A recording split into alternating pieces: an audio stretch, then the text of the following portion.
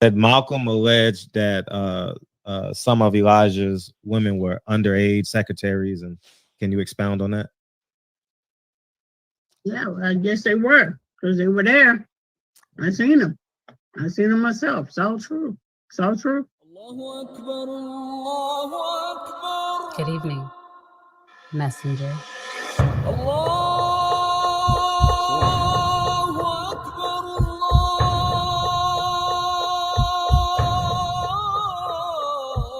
You convinced us that you were the last messenger.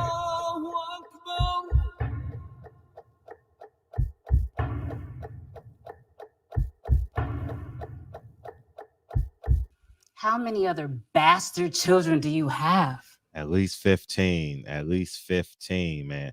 Barbershop conversation, guys. Feel free, hit the subscribe button. Hit the subscribe button. I'm going back to back, man. I appreciate y'all, man. My daughter has her parent teacher conference at 10 a.m. So I got another 34 minutes until we zoom in, man. I wish I can go to my daughter's school, man, and volunteer. And man, you know what I mean? And gotta get, but the good thing is Lincoln now. So I gotta go get fingerprinted to go volunteer at Lincoln School, you know. 9 Wives. Click the link below. 9 Wives, man. I want to say thank you guys in advance. And Andrade got another mandatory, man. I don't know the guy's name, but I'm gonna tell you, Bob Arum's a G, man. I'm putting shit, I'm laying it down. Don't no one come in your territory and get the and get the walk clean, get the walk down the streets without being interrupted. Eddie Hearn think he can come to America and do what he want to do, when he want to do it, how he want to do it, with who he want to do it. Nah, it don't work that way. Bob Arum is doing what Al Heyman should have did. He should have Al Heyman had enough money to bulldoze the market, at least for 3 years, make the best fights and see what happened. He didn't do it. He already had the he already had the he had the money and he had the stadiums because he was in the concerts, and that's what and that's what bothered Bob Arum, that he really couldn't touch him. But when Al Heyman took great pride and one up in the white man instead of building a black network, you know, I mean, he wanted to see, Al Heyman really wanted to see that at the table. You can see how the market, how the market, because he didn't take over the market. He invited Dan Raphael in, never acknowledged black media, no real infrastructure. But we'll talk about that in another video. Bob Harrell, man, I respect this move. I respect it. I respect it. I respect it. I respect it. If y'all love rap music, how can you if you like mafia movies, how can you be mad at this move? If you're a sports fan, how can you be mad at this move? Right? LeBron goes to the Lakers. Shaq goes to the Lakers. LeBron goes to Miami. Chris Bosh goes to Miami. You build your infrastructure so you can't be defeated. If I'm a boxing fan, you know, I'm like, I want to see Andrade fight somebody real. But he done put him in a corner. You can't do nothing. You either fight this mandatory or lose that belt. And if you lose that belt, your purse drops because you make a certain amount of money being a world champion versus being a contender. So Andrade got to go fight this guy. Can he win? I don't know. I don't know the guy at all. But the fact that Bob Arum, one, will force Andrade to fight this fight, a fight that Andrade doesn't want, a fight that Eddie Hearn doesn't want, and it's on his network, quite possibly. Well, maybe not. Depends on what they do. It'll probably be on the zone. But the fact that it's your fighter got it. Oh, man. Eddie Hearn, man. See, here's the play. Eddie Hearn, instead of you getting mad at me, you should have paid me $1 million to consult with you. I don't know if I would have taken it or not. You know what I mean? But but the fact that you came into America on your high horse and your Nina Pina and Santa Maria came trailing, you know, Frank Smith and Joe Marsico, whatever his name is, in the zone, and John Skipper. Hmm.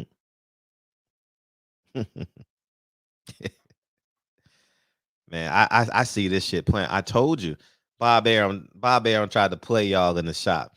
Hey Bob, isn't it funny? You got the worldwide leader in sports in America and the worldwide leader in sports in the UK. Oh wow, I've never thought of that. He ain't see Bob is a G, man. He don't even let his cat out the bag when he caught, man. Man, he might be the original no snitch. You know what I'm saying? Because he ain't let no cat out the bag. Hey, Shakur Stevenson versus Tiafimo. I never thought about that. How you never thought about that? It's on your stable, man. Oh man, he don't want Shakur Stevenson thinking like that too much, man. You don't want him. Nah, he got some money to make down at 130, man.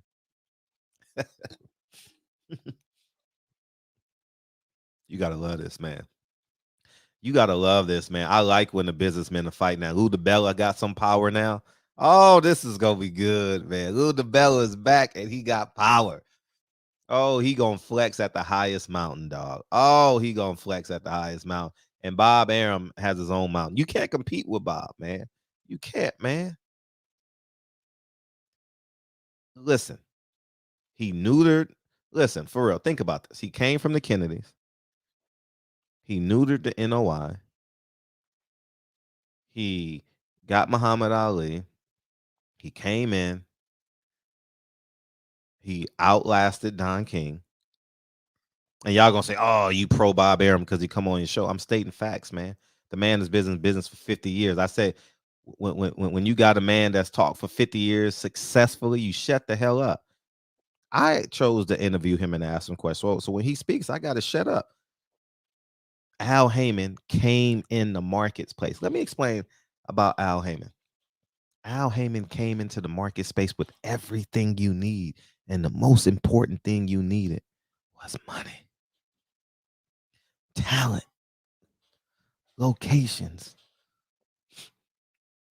and budding black independent media.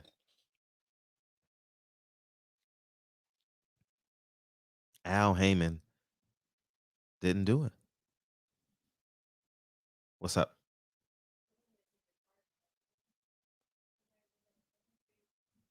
Oh, for the navigation, for the sensors. Um, yeah. Or you take it and I'll pick you up after I pick Lincoln up. Go take it to get your fingerprints, and then I'll I'll pick you up on the way back. Oh no, 'cause I gotta get my beard done.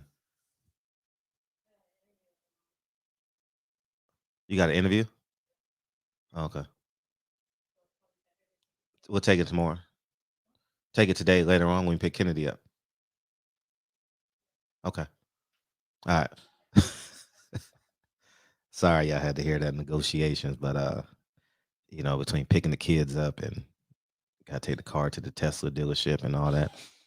But anyways, man, gotta get fingerprinted to go volunteer at Lincoln School, and we got parent teacher conference in 26 minutes, and parents, man, parenting 101. Shout out to Dre. Shout out to Dr. Dre. You know what I mean? And she got interviews. She's hiring doctors, and man, it's the life we chose. So I encourage every parent out there, be the greatest parent you can possibly be. All right, now I'm not editing this video. I'm not doing that, so I'm gonna just leave that in there. So, anyways, as I digress, um, Al Heyman had everything, everything.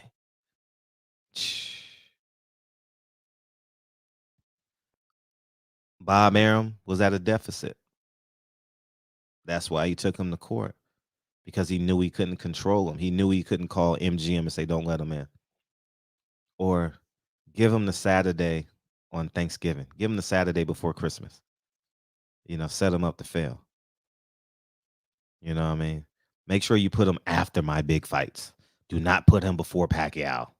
Do not put him before Terrence Crawford or whoever else. Put him after so I can get the money. and there's no money left in Vegas. Little things like that. And there's nothing Bob Arum could have done with him besides tie him up legally just so you can push forward and create an advantage. And Bob Arum waited it out. Now he doesn't see Al Heyman as a threat anymore. He knows his business model works. Buy low in Latin countries and African countries and sell high to ESPN. It's a great business model. He doesn't care about having a megastar. Not when you're making $1 million a show. You're putting on 50 shows a year. That's $50 million profit. And you have infrastructure, you have employees, and he's really the only promotional company that has infrastructure, really. TMT doesn't have it. Matchroom has it. For real, PBC don't have infrastructure like that. Um, Golden Boy doesn't have anything right now. So you don't even see Oscar at doing press conference anymore. Like that motherfucker just be gone in the wind. So, anyways, man, I gotta but I'm just gonna. I salute Bob Arum. Bob Arum, I salute you, man. Keep grinding. I want to end the call, Bob, this week, but I'm gonna wait till the dust settles after this weekend at 135, and we'll have conversations about the whole entire division as opposed to getting just a single reaction about George Kambosos and Teofimo Lopez. So there you have it, man. I want to say thank you guys tonight, Sunday to Thursday, 9 p.m. Pacific Standard Time. Oh man, we have the barbershop. And since I'm on the topic of Dre, man, I just want to give her flowers while she's alive, man. She's advocated and hired more minority doctors in her tenure. She's made more millionaires. She's advocated for a lot of minorities. And uh Dre's Asian, my kid's a mix. And it's a beautiful thing, man. It's a beautiful thing. And every time she hires someone or advocates someone to be hired, they've made $1 million in 2.5, 3 years. That's generational wealth. Starting salary is what, $300,000 or $400,000 a year. You understand what I'm saying? So flex your power, man. Flex your power, as Bob Arum is doing. Flex your power, and that's a beautiful thing, man. When you think about it, she's changing families, and I don't know if I got it. Well, I'm gonna tell you the conversation I had with her. Says Dre, in 30 years, you're gonna have a conversation with all the doctors you hired, and tell them what inspired you to hire them. And yeah, it's when you think about it from that perspective, how much power her pen has. You know what I mean? How much power my pen has. I feed a handful of families monthly. Like I give my employees teacher salaries, and that's the power. It's economics, man. It's not in the vote anymore. It's not in the vote. Economics is the key. And people gonna say, "Well, we vote for economics." No, you vote so they can control economics. There's a difference. Yeah, people gonna get rich, and people gonna get. I'm talking about on a macro level. On a macro level, true independence is true freedom is economics, man. And I didn't intend for this video. I thought Dre was still running. She rarely bothers me when I'm in the office doing these videos, but I think it's just incredibly, incredibly important that we understand the big picture. It's about economics. And she has made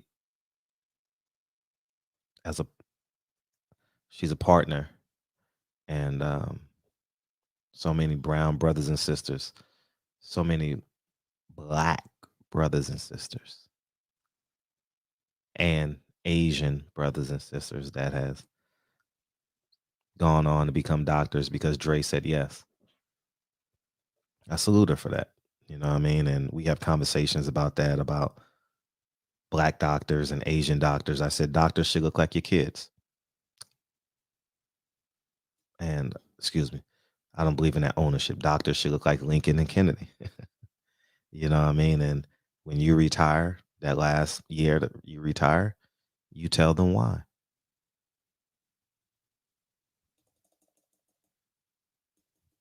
In boxing media, no one wanted to bring nobody on. I think I started that caravan when Radio Raheem. I'm not shooting no shots, but I didn't see Radio Raheem bringing other Black media members in. Dante Boxing Nation gave me an olive branch. He helped out Blue Blood, and the amount of minority outlets that I helped, Asian, Mexican, Black, motherfuckers sleeping on the floor, sleeping in their cars. Hey, come sleep in my room, man. It's okay. Hey, you need $40? Pay me when you can.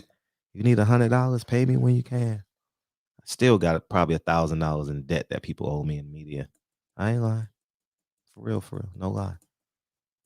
I know. I have it in my memory. But anyways, man, as I digress, man, salute to Dre and her efforts. Dr. Dre. Hey, you know what's funny when I'm around people and Dre call me? Hey, Dre, did I tell you this story? Dre, come here. I'm alive, but come here.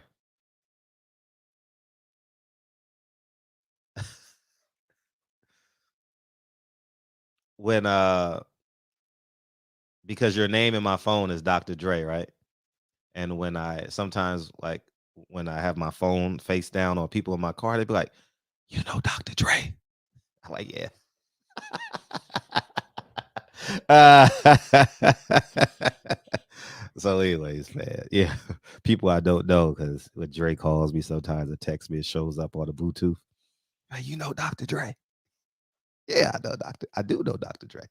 Barbershop conversations, man. Feel free hit the subscribe button, man. I salute y'all, love y'all, man, and I'll holler at y'all. Peace.